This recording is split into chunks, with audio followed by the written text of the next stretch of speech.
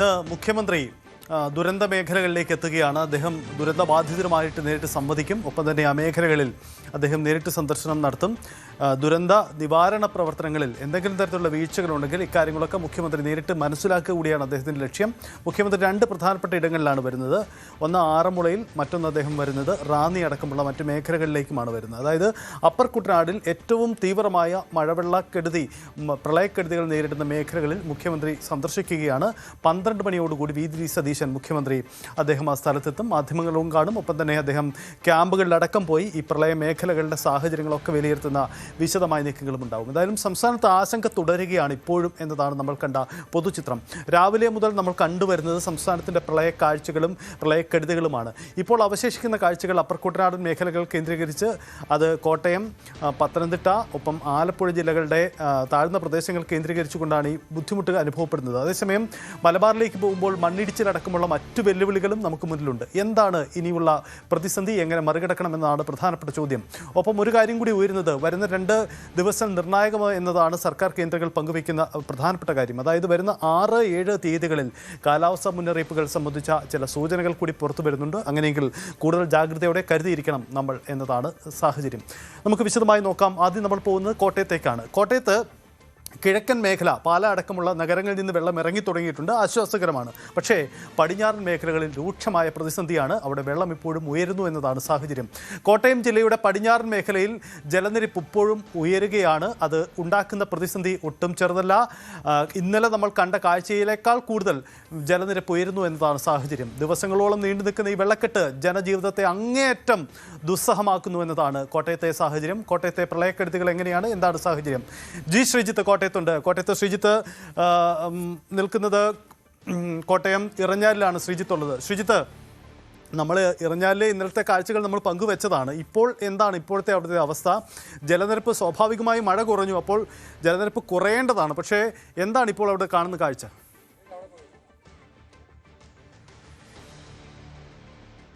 സജിത്ത്, ജലനിരപ്പ് ഇന്നലത്തെ അപേക്ഷിച്ച് ഇന്നലെ നമ്മൾ ഈ യാത്ര തുടങ്ങുന്നത് ഈ ഇറഞ്ഞാൽ പാലത്തിന്റെ സമീപത്ത് നിന്നാണ്. പക്ഷെ അവിടെ നിന്ന് കുറച്ചുകൂടി ഏതാണ്ട് ഒരു അടിയോളമെങ്കിലും കൂടുതൽ വെള്ളം ഉയർന്നു നിൽക്കുന്ന വെള്ളം മുകളിലേക്ക് കയറിയ സാഹചര്യമാണ് ഉള്ളത്. ഇവിടെ ഇപ്പോഴും ആളുകൾ ഇങ്ങോട്ടേക്ക് ഇന്നലത്തേതിന് അത്രയും ഇല്ല, പക്ഷേ എന്നിരുന്നാലും ആളുകൾ ഇങ്ങോട്ടേക്ക് വന്നുകൊണ്ടിരിക്കുന്ന കാഴ്ചയാണ് നമുക്ക് കാണാൻ സാധിക്കുന്നത്. നമുക്ക് അവരോട് സംസാരിച്ച് നോക്കാം. ഇന്നലെ മാറാത്തവരാണോ? ഇന്നലെ മാറിയില്ലേ? അതോ? ഇല്ല, ഞങ്ങൾ മാറിയിട്ടില്ല. ഇപ്പം വൈഫിനെ കുഞ്ഞിനെ കൊണ്ടാക്കാൻ വേണ്ടി വന്ന എൻ്റെ വീട്ടിലോട്ടേ. മാറേണ്ട കാര്യമില്ല. വീട്ടിലോട്ട് കയറിയിട്ടില്ല. ഞങ്ങളുടെ വാതിക്ക വരെ വന്നിട്ടുള്ളൂ.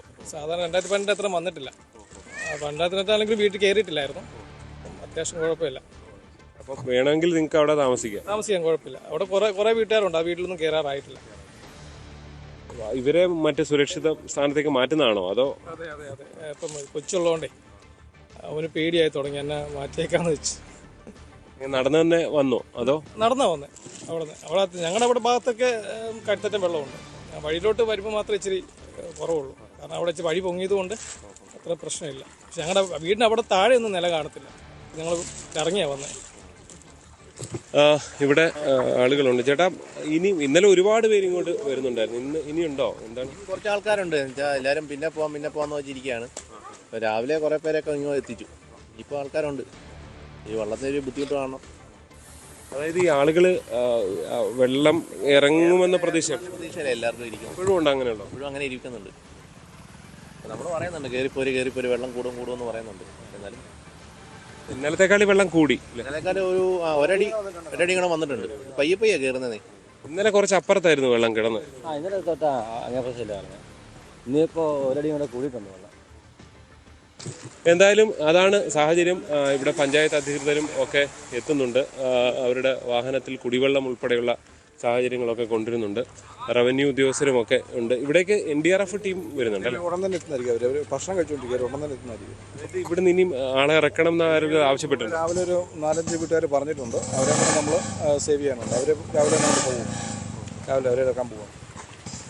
സജിത്ത്, അതാണ് ഇറഞ്ഞാലെ സാഹചര്യം. ഇതാ വിജയപുരം പഞ്ചായത്തിൽപ്പെട്ട സ്ഥലമാണിത്. ഇവിടെ ഉള്ള ഉദ്യോഗസ്ഥരൊക്കെ ഇവിടെ എത്തി ഇവിടുത്തെ കാര്യങ്ങൾ ഒക്കെ മനസ്സിലാക്കി കുടിവെള്ളം ഉൾപ്പെടെയുള്ള കാര്യങ്ങളൊക്കെ ഉണ്ട്.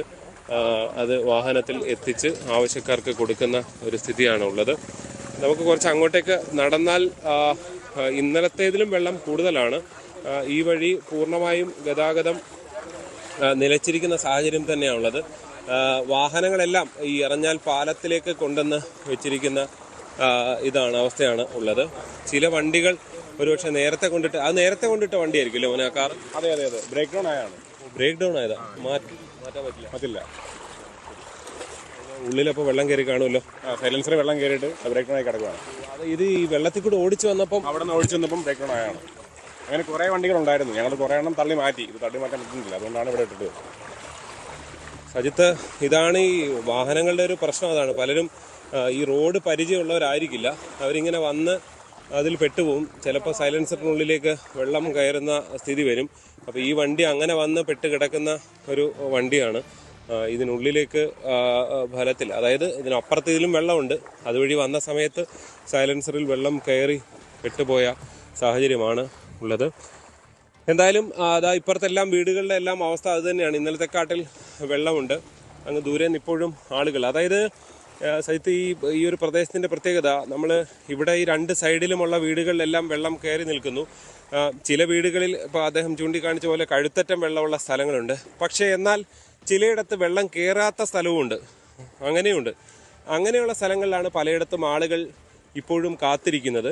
കാരണം പാലയിൽ നിന്ന് വെള്ളം ഇറങ്ങാൻ തുടങ്ങി. അതുകൊണ്ട് ഇനിയും ഇവിടെയും കുഴപ്പമൊന്നും ഉണ്ടാവില്ല എന്ന് വിചാരിച്ചിരിക്കുന്നവർ, ചിലർക്ക് അത് 2 നില വീടുകളൊക്കെ ഉള്ളവർ, അവരും മുകളിലത്തെ നിലയിൽ കാത്തിരിക്കുന്നു ഇപ്പോഴും എന്നുള്ളതാണ് എടുത്ത് പറയാൻ സാധിക്കുന്നത്. ചിലരൊക്കെ വീട്ടിൽ കഴിയുന്നവർക്ക് ഭക്ഷണത്തിൻ്റെ പ്രശ്നങ്ങളുണ്ട്.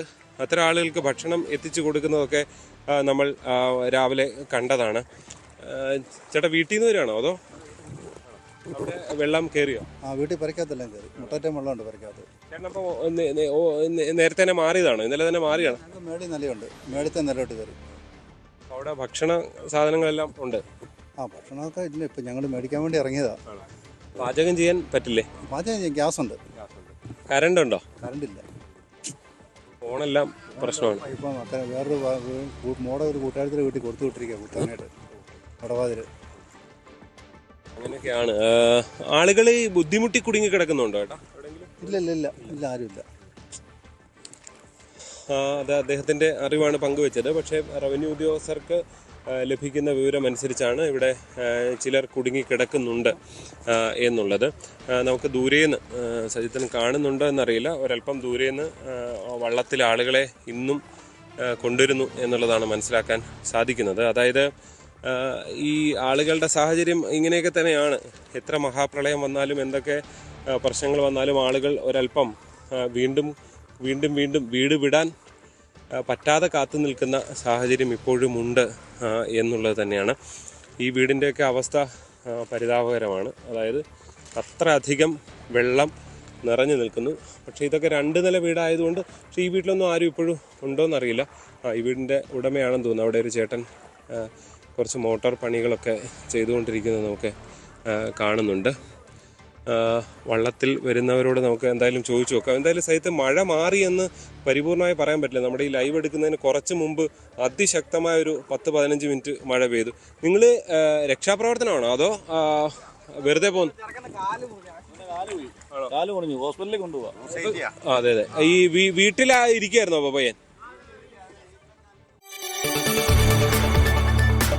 കൂടുതൽ വാർത്തകൾക്ക് News 18 Keralam YouTube channel subscribe ചെയ്യുക.